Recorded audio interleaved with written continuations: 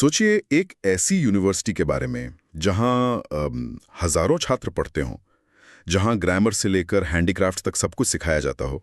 हाँ, और उस पूरे कैंपस में किसी एक भी छात्र को फीस का एक पैसा भी ना देना पड़े। ये अपने आप में कितनी बड़ी बात है। बिल्कुल। और एक ऐसी संस्था जिसका रोजमर्रा का खर्च उठाने के लिए आसपास के 200 गांवों का पूरा टैक्स सीधे उस यूनिवर्सिटी के अकाउंट में जाता हो। सही बात है। ये सुनने में किसी आधुनिक स्कैंडिनेवियन देश का मॉडल लगता है, पर ऐसा है नहीं। एकदम नहीं। हम बात कर रहे हैं सदियों पुराने नालंदा की। अक्सर जब इतिहास की बात होती है तो लोगों का ध्यान सीधा खंडहरों पर चला जाता है। हाँ, वो मिट्टी के नीचे दबी ईंटों पर, है ना? वही। लेकिन नालंदा सिर्फ ईंट और पत्थर का ढांचा नहीं था। ये सदियों तक पूरे एशिया की चेतना, यानी एक तरह से इंटेलेक्चुअल कॉन्शियसनेस का केंद्र था। एकदम सही कहा। और आज की इस गहन चर्चा में हमारे पास कुछ ऐसे ऐतिहासिक दस्तावेज और किताबों के अंश है जो एक बिल्कुल अलग ही तस्वीर पेश करते हैं। हाँ, और हमारा लक्ष्य सिर्फ तारीखों या नामों को दोहराना नहीं है। हम उस पूरे सिस्टम को समझना चाहते हैं जिसने इतने बड़े पैमाने पर दुनिया के एक विशाल हिस्से को ज्ञान के सूत्र में बांध रखा था। चलिए इसको थोड़ा विस्तार से समझते हैं। जरूर। यहाँ जो सबसे हैरानिक बात है वो ये है कि दस्तावेज बताते हैं कि ये सब कुछ बिना किसी आधुनिक तकनीक के हो रहा था। इस पूरी चर्चा में ज्ञान और तर्कसंगत सोच पर फोकस करना होगा, यानी रैशनल थिंकिंग पर। बिल्कुल। जब हम पुरानी किताबों और यात्रियों के लिखे अकाउंट्स पढ़ते हैं तो समझ आता है कि सदियों पहले एक ऐसी संस्था सफलतापूर्वक काम कर रही थी। उसकी लॉजिस्टिक्स और प्लानिंग आज के बेस्ट इंस्टीट्यूट्स को भी हैरान कर दें। ये तो है। हम अक्सर मान लेते हैं कि इंटरनेशनल यूनिवर्सिटीज और क्रॉस बॉर्डर एजुकेशन आज की देन है, पर इतिहास के पन्नों में कुछ ऐसी कड़ियां हैं जो इस सोच को पूरी तरह बदल देती हैं। सही बात है। तो शुरुआत वहीं से करते हैं जहां से इस जगह की नींव पड़ी। हाँ, एक जगह जहां अलग अलग दिशाओं से लोग आने वाले थे। आखिर उसकी शुरुआत कैसे हुई? दस्तावेजों में जिक्र है कि इसकी जड़ें भगवान बुद्ध और भगवान महावीर के काल तक जाती हैं। हाँ, वो दौर बहुत महत्वपूर्ण था। मैंने पढ़ा कि प्राचीन जैन ग्रंथों में ये वर्णन है कि भगवान महावीर नालंदा में आचार्य मंखिला नाम के एक विद्वान से मिले थे और वहां उन्होंने लगभग 14 साल गुजारे। 14 साल एक बहुत लंबा समय होता है। तो होता है ना। और वहीं दूसरी तरफ सूत्र कृतंगा नाम का जो एक प्राचीन जैन दस्तावेज है, उसमें लिखा है कि लीपा नाम के एक बेहद अमीर नागरिक ने अपनी सारी संपत्ति भगवान बुद्ध को दे दी थी। अच्छा, सारी संपत्ति दान कर दी। हाँ, और उनका शिष्य बनना स्वीकार किया था। लेकिन मुझे एक डाउट है, क्या ये सिर्फ पौराणिक कथाएं हैं या इनका कोई ऐतिहासिक आधार भी है? देखिए, इन कथाओं का ऐतिहासिक आधार काफी गहरा है। दरअसल इन स्थानों का महत्व पहले से ही समाज में स्थापित था।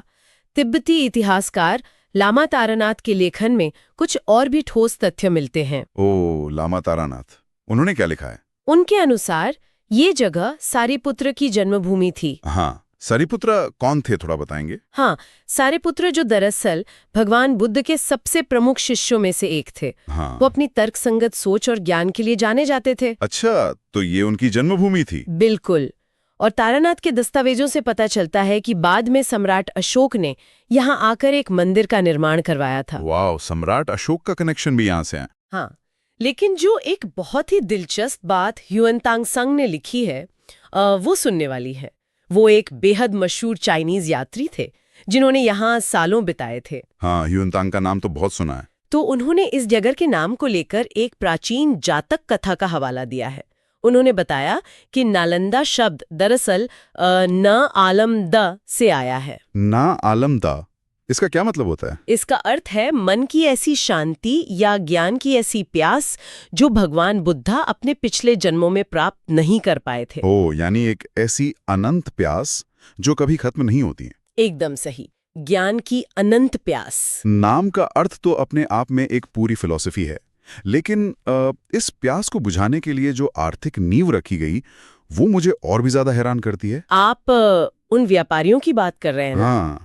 दस्तावेजों में लिखा है कि इस विश्वविद्यालय की शुरुआत 500 व्यापारियों द्वारा खरीदी गई जमीन से हुई थी। फंडिंग या किसी स्टार्टअप के एंजल इन्वेस्टमेंट जैसा लगता है। ये बहुत ही अच्छी तुलना है ना? 500 लोगों ने मिलकर जमीन खरीदी ताकि एक नए विचार को जगह मिल सके।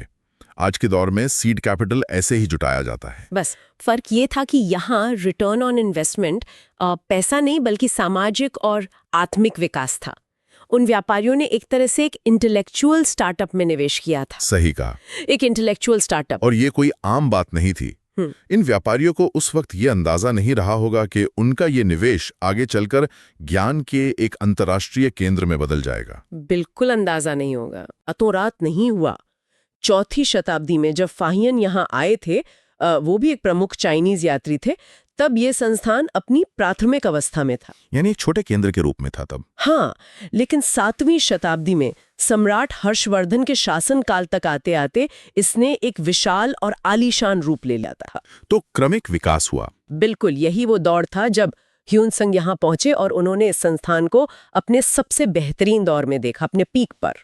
एक छोटी सी खरीदी हुई जमीन से एक अंतर्राष्ट्रीय हब बनने का यह सफर सदियों के तर्कसंगत विकास का ही नतीजा था। एकदम ठीक। चलिए अब उस स्टार्टअप फंडिंग वाले पॉइंट से थोड़ा आगे बढ़ते हैं।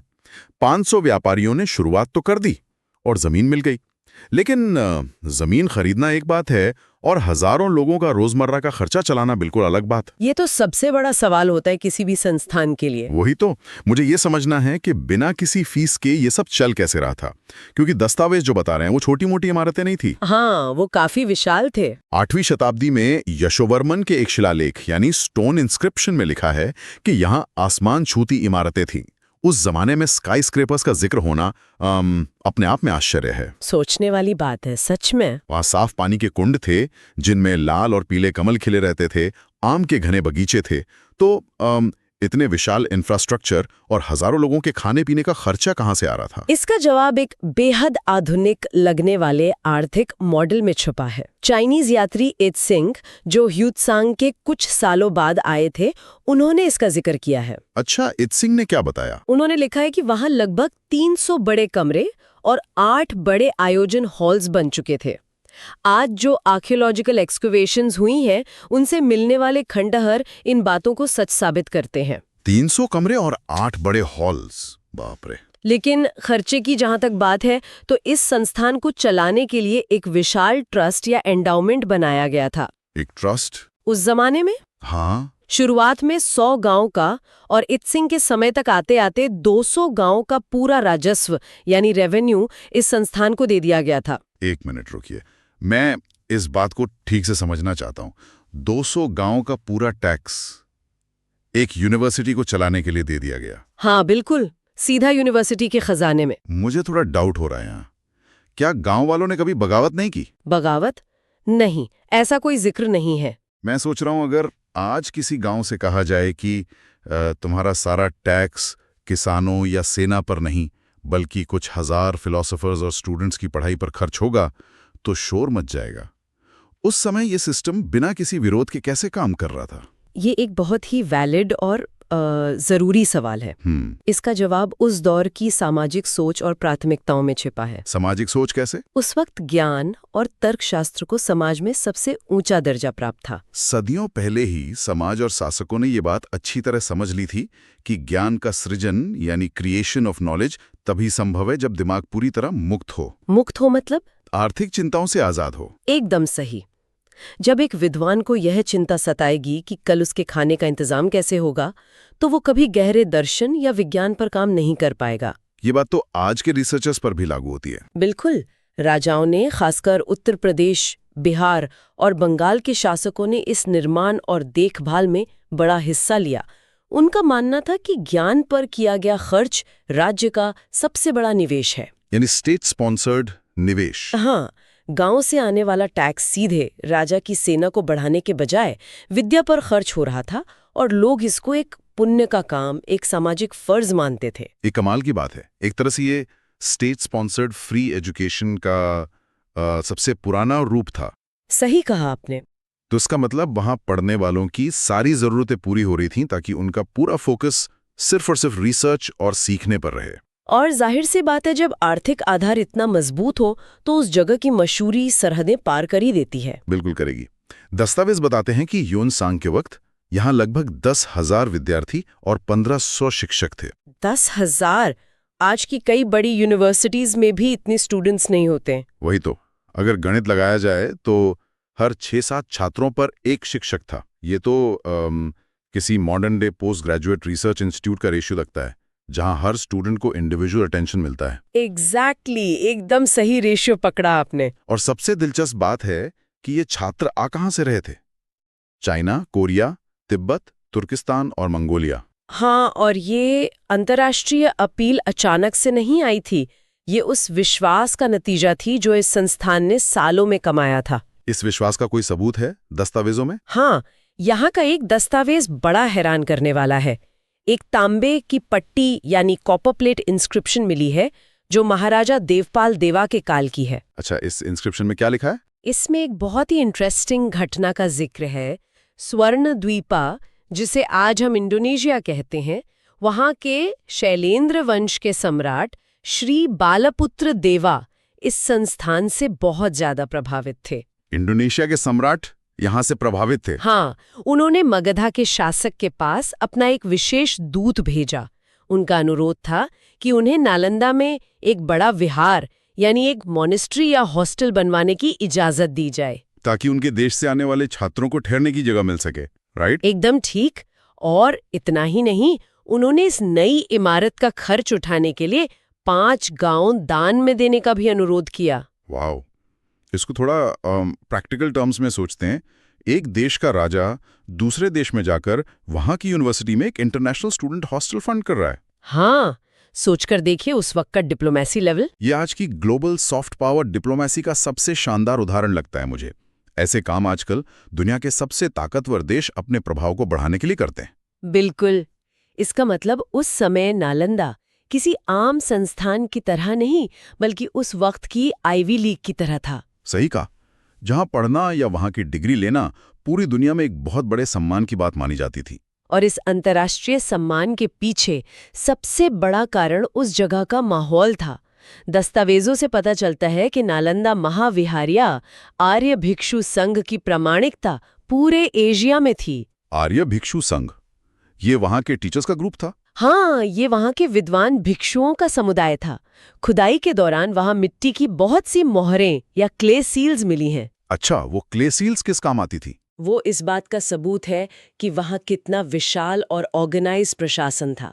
लेकिन सबसे मूल बात जो उन्हें अलग बनाती थी, वो थी किसी भी तरह के जातीय या राष्ट्रीय भेदभाव का पूरी तरह से ना होना। यानी नो डिस्क्रिमिनेशन। कोई भेदभाव नहीं। उस कैंपस के अंदर इस बात से कोई फर्क नहीं पड़ता था कि कोई इंसान किस देश से आया है, उसकी भाषा क्या है या उसकी नस्ल क्या है। ये तो आज के समाज के लिए भी एक बहुत बड़ा लेसन है। बिल्कुल। वहाँ सिर्फ एक चीज की अहमियत थी, ज्ञान, तर्कशास्त्र और खुली चर्चा। एक बार जब आप उस दायरे में आ गए तो आप सिर्फ एक जिज्ञासु छात्र थे। तो अब आते हैं उस मुद्दे पर जिसके आसपास ये सब कुछ घूम रहा था, यानी पढ़ाई। हाँ, सिलेबस। ये सबसे महत्वपूर्ण हिस्सा है। देखिए, 10,000 छात्र इतनी दूर दूर से पहाड़ों और जंगल के खतरनाक रास्ते पार करके सिर्फ खूबसूरत इमारतों में ठहरने तो नहीं आते थे, है ना? एकदम ठीक सवाल है। पढ़ाई ही मूल आकर्षण था। वहाँ पढ़ाया क्या जाता था? दस्तावेज बताते हैं कि वहाँ हर दिन 100 अलग-अलग विषयों पर लेक्चर्स और डिबेट्स होती थीं। रोजाना 100 लेक्चर्स। सोचकर ही हैरानी होती है। और मुझे जो चीज़ सबसे ज़्यादा फैसिनेटिंग लगी वो ये है कि वहाँ सिर्फ किसी एक धर्म या विचारधारा को थोपा नहीं जाता था। हाँ, वहाँ का दायरा बहुत बड़ा था।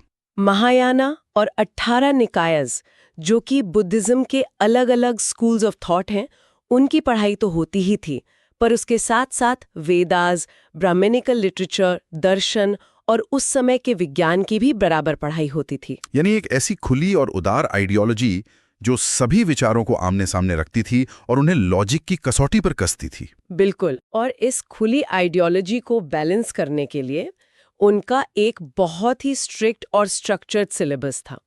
दस्तावेजों के अनुसार पढ़ाई की पूरी रीढ़ की हड्डी उनके 5 अनिवार्य यानी कंपल्सरी विषय थे। 5 कंपल्सरी विषय, वो कौन कौन से थे? इन विषयों को ध्यान से देखने पर उस दौर के लोगों की दूरदृष्टि का पता चलता है। पहला कंपल्सरी विषय था व्याकरण या ग्रामर। ग्रामर सबसे पहले, ताकि कम्युनिकेशन क्लियर हो। एकदम ठीक। इसका मकसद था कि छात्रों को भाषा पर ऐसी पकड़ मिले कि वे अपने विचारों को बिना किसी कन्फ्यूजन के स्पष्ट रूप से रख सकें। दूसरा और शायद सबसे महत्वपूर्ण विषय था तर्क